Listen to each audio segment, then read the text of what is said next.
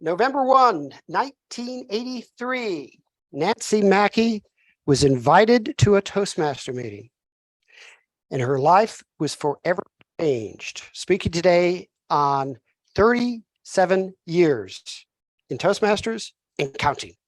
Nancy.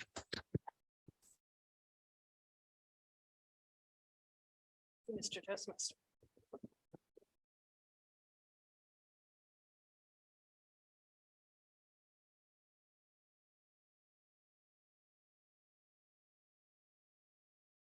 Fellow Toastmasters, the more you put into Toastmasters, the more you get out of Toastmasters. I'm a very old Toastmaster. I'm not talking about my age. I've been in Toastmasters a long time. And my effort levels have been down, they've been up, they've been down, they've been up. And they vary through time. I have sworn that I was going to leave Toastmasters after 2 years. And I actually did accomplish that for 3 years. Then I was back. I swore I'd leave Toastmasters and retire at 20 years. Again at 25. 30. I haven't set a date now. Good. Why am I still here? I ask myself that frequently. When I started out in Toastmasters, I started because I was invited to a meeting. My father had been a Toastmaster for 11 years. I didn't know what it was. I showed up at me having no concept what Toastmasters was. At that time in my life, I was looking to make change. I was looking to improve myself. I was looking to broaden my horizons. I had gone back to school. I was getting married in 5 days from the time I went to my first meeting. And I was looking to better my life. So when I walked into Toastmasters, I could see possibilities. I started working on my speaking skills. Not necessarily the hardest working individual. I had just gotten married. I got pregnant. I had a baby, and I was going to night school. I was spread pretty thin. It got to the point that night school interfered with my Toastmaster meeting, because at that time, Jackson High was at night. So I left,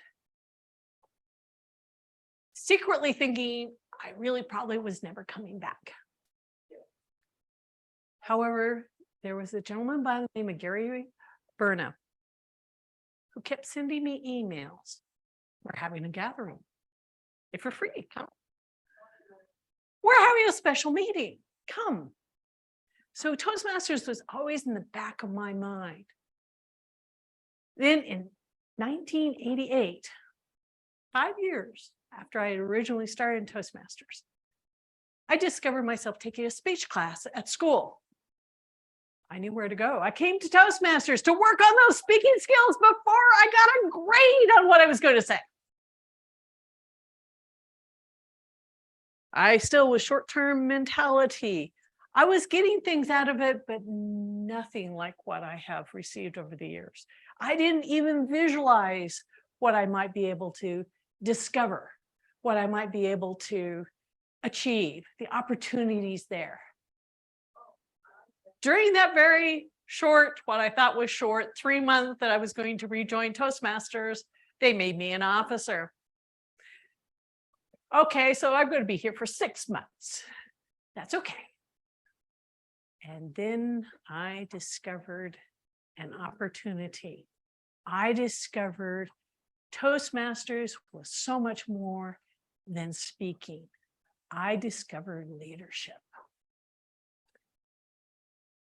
I jumped with both feet. Even though I was working, I had small children, I had a job, I was going to school, I jumped in with both feet and started gobbling up the information that I was getting and the opportunities that were being presented to me.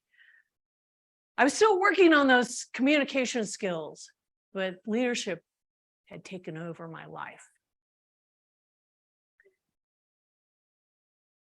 Then time progresses. I finally do get to the point that I graduate from college, so I'm no longer taking quite so many nights classes. I still was taking some. I had more time. A gentleman by the name of Marvin Klein, who knew my father from his Toastmaster time, so he's my father's age, said, Nancy, you need to run for district office now while you're young. And I kept saying, no, I can't. I got this, I got that, I got this, and I got that. He says, no, you have to do it now so you can reap all the benefits you will get. If you wait till you're older, you're not going to have as many opportunities. You will have missed out. Okay, I guess I'll do that. Little did I know that that little nudge would change my life significantly. I went up through the chairs. I held the offices. I learned skills I never thought I would learn, such as dealing with personnel problems in the middle of the night at 3 o'clock in the morning. I learned lots of interesting skills.